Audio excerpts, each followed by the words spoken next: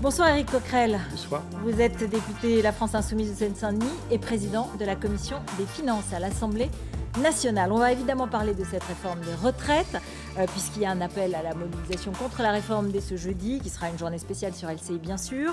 Il y a aussi un appel de la France Insoumise, à une marche le 21, on va en parler. Il y a aussi des risques de blocage, ou en tout cas le gouvernement et la majorité qui s'en inquiètent et qui déjà avertissent qu'il ne faut pas bloquer le pays. Donc tout ça, ce sont des questions très importantes. Je m'adresse au président de la Commission des Finances. La France a 3 000 milliards de dettes aujourd'hui. Le déficit du régime de retraite ne représenterait que 3% du montant des pensions versées, c'est-à-dire 20 milliards d'euros d'ici 2030. Est-ce qu'un président de la Commission des Finances peut considérer que ça n'est rien, 20 milliards d'euros, que ça compte pas, que c'est pas grave? Déjà, un président de la Commission des Finances, il considère que ce n'est pas aux retraites de payer le déficit de l'État. C'est pas nos cotisations, c'est pas le régime des retraites. Le régime des retraites, comment il est conçu? Oui, mais là, c'est le régime Comment il est lui-même. conçu? C'est des cotisations qui ont un rôle, c'est de permettre à des personnes de partir à la retraite pour ne plus travailler et de continuer à gagner leur vie, plutôt mal d'ailleurs, mais enfin quand même gagner leur vie. Bon, c'est pas les déficits de l'État dont nous allons. Je le dis parce que ça a été une des phrases de Bruno Le Maire. Il nous a expliqué qu'il fallait la réforme des retraites. Pendant un moment, ils ont changé souvent de raison, mais de réforme des retraites parce qu'il y avait des déficits trop importants de l'État. S'il y a des déficits trop importants de l'État, à mon avis, il y a d'autres manières de les résoudre, notamment peut-être par exemple, et c'est peut-être vrai aussi pour les retraites, en allant taxer les plus riches, la rente capitaliste et autres. Mais ce n'est pas aux retraites de régler cette question. Donc, comme vous l'avez dit vous-même, les retraites, c'est 3%, oui. C'est 3% de déficit des 300 milliards qui sont nécessaires pour assurer les retraites en 2030. Et on verra Donc, on voit bien que c'est aux marges. C'est une somme faible, vous l'avez dit vous-même, par rapport à la dette de l'État. Donc, ne comparons pas les deux. Les 3%, c'est vite réglable. Et donc, c'est une toute autre question que la question du déficit de l'État. Non, j'entends bien, mais du point de vue du régime lui-même, même 3%, est-ce qu'un président de la Commission des Finances ne dit pas il faut que ce soit équilibré par principe? Et puis même plus, est-ce qu'on n'a pas une question là-dessus? Est-ce qu'on peut se dire non, ça peut être déséquilibré? Mais moi, excusez-moi. C'est pas possible. Je vais revenir sur tout ça, d'accord? Ouais. Mais je vais vous dire un petit peu, parce que vous allez m'entraîner vers les chiffres, il n'y a pas de problème, on va en discuter. Mais je voudrais d'abord dire de quoi il s'agit. Cette question des retraites. Moi, j'ai un grand-père qui était ouvrier chez Michelin. En 1971, il part à la retraite. À l'époque, c'était 65 ans. Il part dans son pays d'origine, comme beaucoup de Parisiens qui repartent chez eux. Il meurt au bout de 6 mois. Très certainement dû à une problématique liée à son travail. Vous me direz, c'était 71, la moyenne de vie a augmenté, etc. Bien sûr. En 2013, on m'a cité l'exemple de quelqu'un qui s'appelle Jean-Luc, qui est grand-oncle d'une de mes collaboratrices. Il part à la retraite cette fois-ci à 60 ans, puisqu'il y avait eu les acquis. Et au bout d'un an, il meurt. Il était ouvrier chez Renault. Alors vous me direz, c'est des exemples. Mais sauf que ce sont des exemples qu'on a tous dans nos familles. Et c'est la raison pour laquelle vous avez 93% des actifs qui sont contre reculer l'âge de la retraite. Et moi, je crois que c'est un problème de philosophie. Aujourd'hui, vous le savez, l'espérance de vie en bonne santé, elle stagne depuis des années. À mon avis, elle stagne depuis des années parce que 63 et 64 ans. Non, elle augmente. Non, les chiffres que je vous cite, c'est les chiffres qui étaient avant le Covid. Elle stagne globalement et c'est très certainement dû au fait que les gens, justement, partent à la retraite plus tard. Les 63 ans pour les hommes, 64 ans pour les femmes. Et ça, c'est la moyenne. Derrière ça, il y a une réalité. C'est que les ouvriers, les employés, tous ceux qui ont des carrières longues, ils arrivent souvent à la retraite fatigués. Et qu'est-ce que nous propose ce projet? Il nous dit quelque chose d'absolument unique. Il nous dit, pour ces carrières-là, ce qu'on va faire pour les métiers durs, qui sont la légion, il n'y a pas des métiers en général, on va faire en sorte qu'on va changer éventuellement de métier. C'est-à-dire que quelqu'un qui ne sera plus en capacité de faire le métier pour lequel il a cotisé toute sa vie, eh bien, on va se débrouiller pour lui trouver un travail moins fatigant. Je trouve ça inique. Moi, je considère qu'on n'a pas à presser le citron des gens jusqu'à ce qu'ils arrivent à la retraite et qu'ils ne soient plus en état de profiter de leur retraite. Moi, je pense que la productivité augmente, c'est-à-dire ce que les travailleurs produisent, la richesse ne cesse d'augmenter, et à partir de là, il m'apparaît naturel de revendiquer que même si on vit plus longtemps, on a le droit de vivre plus longtemps à la retraite en bonne santé et pas d'arriver épuisé. Donc c'est ça le choix que nous avons. Et ça, par rapport à ça, je vais vous le dire, 3%, c'est rien. 3%, c'est rien, parce qu'à partir de là, pour que je vous cite un exemple, vous taxez, aujourd'hui, vous savez, le rapport Oxfam est sorti, pour vous dire que c'est aussi une question de rapport de richesse. Vous taxez de 20% le patrimoine de Bernard Arnault, vous avez 13 milliards déjà. 13 milliards, ça vous dit quel est son patrimoine. Vous taxez de 2% les 42 milliardaires français, 2% seulement, c'est pas grand-chose, d'accord ? Ça fait 12 milliards par an, ça équilibre le régime de retraite. Donc, on a largement de quoi faire. C'est pas tout à fait les mêmes caisses, et c'est pas comme ça que ça se passe. On ne prend pas l'argent là, on le met là, c'est plus compliqué, parce qu'il y a une solidarité intergénérationnelle. Et donc, quand l'État nous dit on va régler avec les retraites la question du déficit de l'État, on ne prend pas l'argent là pour le mettre là. C'est bien la même logique.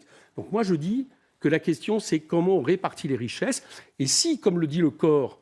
Comité d'orientation des retraites. Voilà, comité d'orientation des retraites que je vais auditionner jeudi, je vous invite à l'écouter, parce que des fois on lui fait dire un peu n'importe quoi, et surtout le gouvernement a tendance à sortir les plus mauvais scénarios. Oui, chacun sort apparemment le scénario qui lui convient du corps, des deux côtés, de tous les côtés. Scénarios qui équilibrent les uns à 2050, les autres en 2070, et qui, dans l'état actuel de la situation, si l'État continue à financer de la même manière les retraites, notamment par rapport à ses fonctionnaires, c'est à peu près un demi-point de PIB de déficit, donc 10-12 milliards d'euros. Et ben, je vous dis que ça vaut le coup de les trouver pour permettre aux Français de bénéficier de leur retraite. Puis en plus de ça... Et donc ça veut dire que vous pensez que les mesures qui sont prises d'accompagnement dans cette réforme, c'est-à-dire des mesures de carrière longue dans lesquelles il y a effectivement un décalage d'âge, mais qui reste quand même plus raisonnable que le reste des Français, qu'il y a des mesures d'accompagnement sur la pénibilité, qu'il y a des mesures sur le SMIC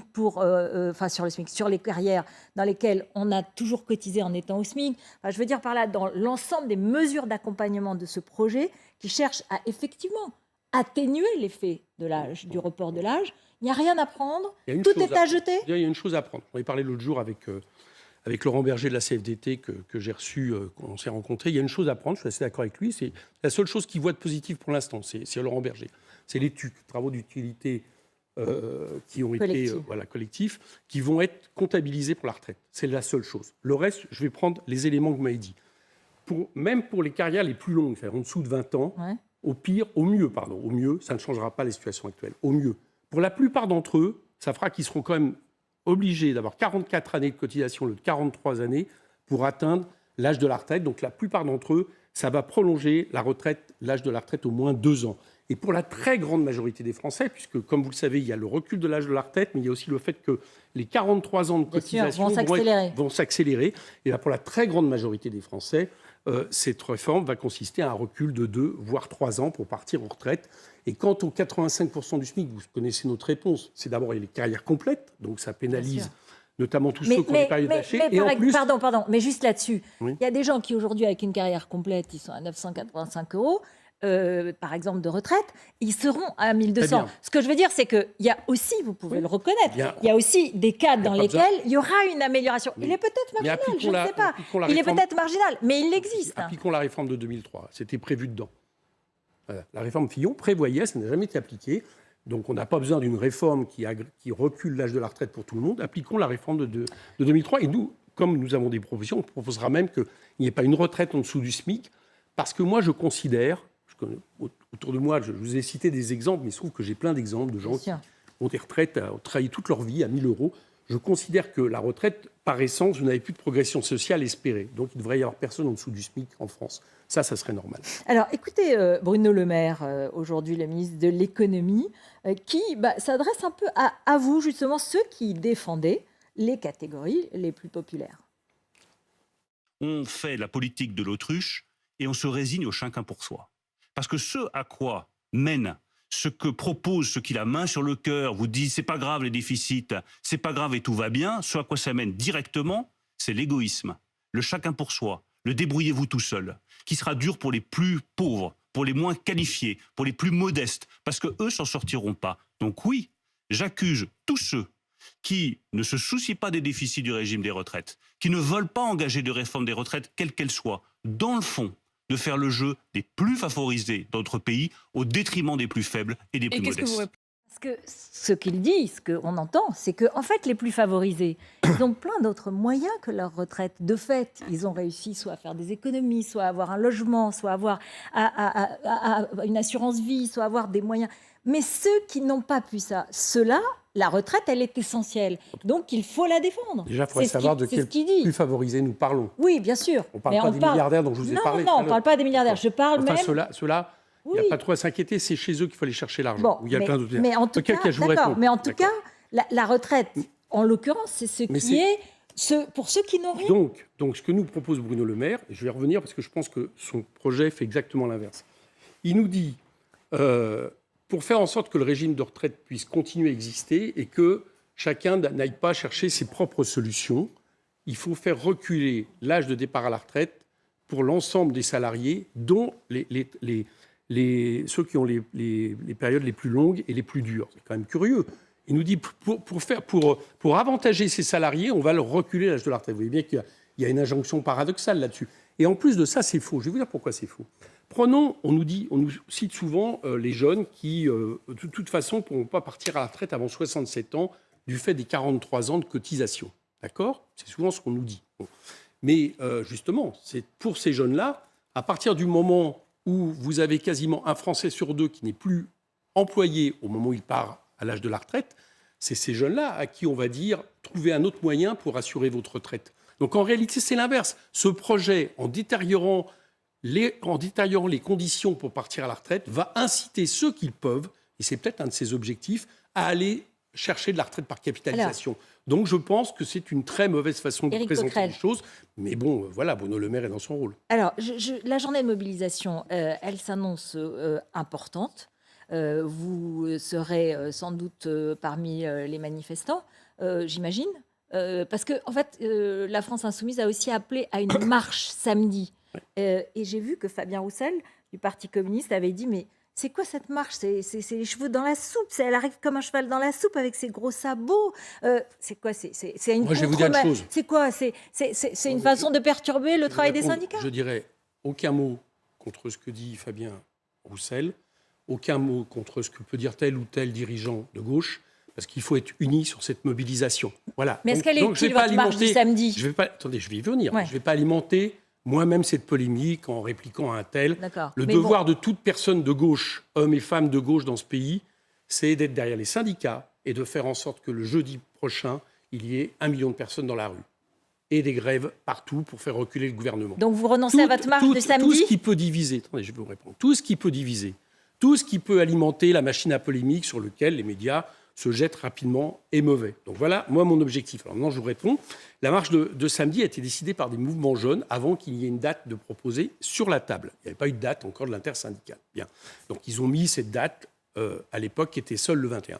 Il est évident qu'à partir du moment où il y a une date de l'intersyndicale, dont je voudrais dire que son principal atout, c'est l'unité. Il n'y a pas eu d'unité depuis 2010. Avec la CFDT, tout le monde. Bien sûr. Ceux qui vont donner le là, ceux derrière lesquels on va se ranger, ce sont les syndicats.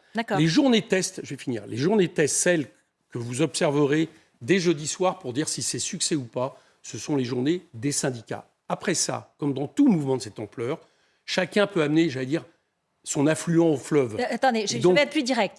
Est-ce que s'il y a une forte mobilisation jeudi et qu'il y a un appel à jeudi d'après et ainsi de suite à jeudi suivant, enfin bon, on connaît le déroulement d'un certain nombre de mobilisation des jeunes. Non, mais est-ce que vous renoncez à votre marche du samedi ou est-ce que vous la maintenez ? D'abord, c'est pas notre marche, mais ce qui va se passer samedi. Attendez, Jean-Luc Mélenchon, il va se passer samedi.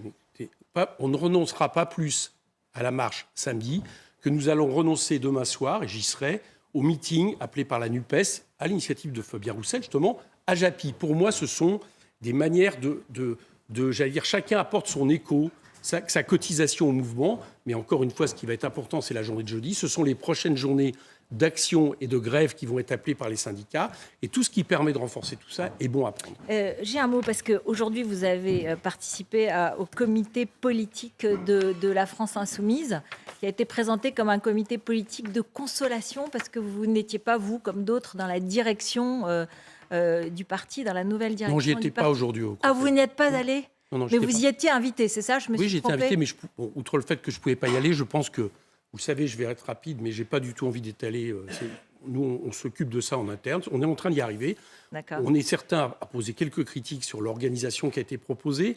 On est réunis, et demain, on va continuer ce travail en groupe parlementaire pour faire des propositions. Je suis sûr qu'elles vont être retenues. Et ce qui fait que, vraisemblablement, je pourrai aller à une prochaine réunion de direction qui ira dans un meilleur sens. Tout ça va, à mon avis, s'arranger. Enfin, il y en a qui ne sont pas contents, vous êtes d'accord. Mais- J'ai vu non, mais qu'il je vous ai pas dit y a quand même des Mais gens j'ai qui pas disent nié- qu'il y a un problème de démocratie Mais dans je le viens- parti. Je ne vous ai pas dit que je ne faisais pas des critiques. J'ai dit que je les réservais en interne et que, par contre, je pense que tout le monde a envie qu'on s'en sorte par le haut et qu'on va s'en sortir par le haut. Donc, je suis très confiant. Dans le fond, ce conflit peut permettre de vous aider à récupérer une forme de démocratie dans votre mouvement il y a qui en la- manquait. Non. Parce que justement, il faut Non. donner un peu Non, non. l'exemple. Qu'on comprenne. Et les filles, jusqu'à maintenant, n'existaient pas de manière structurée. On commence à structurer. Il y a des remarques sur, par exemple, la question du vote et autres. Moi, je suis absolument certain que tout le monde a envie d'aller dans le même sens et qu'on va régler cette question. Et vous savez pourquoi c'est important? Pas seulement pour des questions internes à LFI, à mon avis, les gens s'en fichent. Non, mais c'est l'exemplarité. C'est le fait que il faut que la NUPES soit en bonne santé pour espérer remporter les prochaines élections et être le plus efficace derrière les manifestants. Pour que la NUPES soit en bonne santé, il faut que LFI soit en bonne santé et unis. Et donc, à partir du moment où il y a des choses qui font qu'il y a des différences d'appréciation et autres, il faut les régler. Moi, je suis assez confiant dans le fait qu'on va tous y arriver. Bon, voilà, En ça, tout cas, c'est le rôle que je me donne dans cette période. D'accord, vous voulez être un peu un médiateur entre les frondeurs, je parlais de Il y a Clémentine pas de Autain, frondeurs. Alexis Corbière, Raquel Garrido et peut-être François Ruffin, et puis Jean-Luc Mélenchon, Manuel Non, non, Bompard et d'autres je veux- qui vous ont...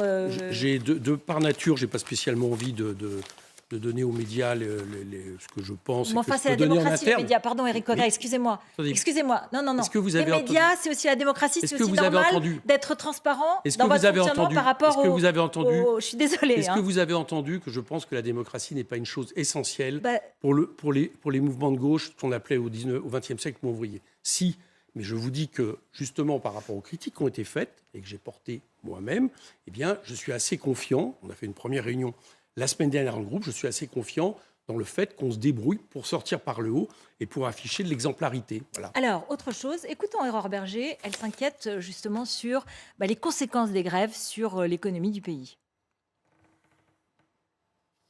Je vois bien à quel point la France insoumise, notamment, cherche en permanence à engendrer le chaos. Ils cherchent à faire peur systématiquement. Je préférais qu'ils aient envie d'entrer dans le débat parlementaire pour qu'on améliore le système de retraite, pour qu'on fasse en sorte que tous les Français aient une retraite digne. Parce qu'à la fin, ceux qui bloqueront la réforme bloqueront aussi tous les progrès sociaux que cette réforme permet. Je n'ai pas dit que c'était irresponsable, j'ai dit même que je pouvais évidemment comprendre celles et ceux qui s'opposaient à cette réforme et que notre responsabilité à nous parlementaires, nous politiques, c'était de les convaincre du bien fondé et de la nécessité de cette réforme.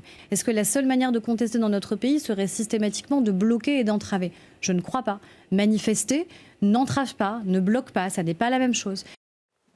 Réponse?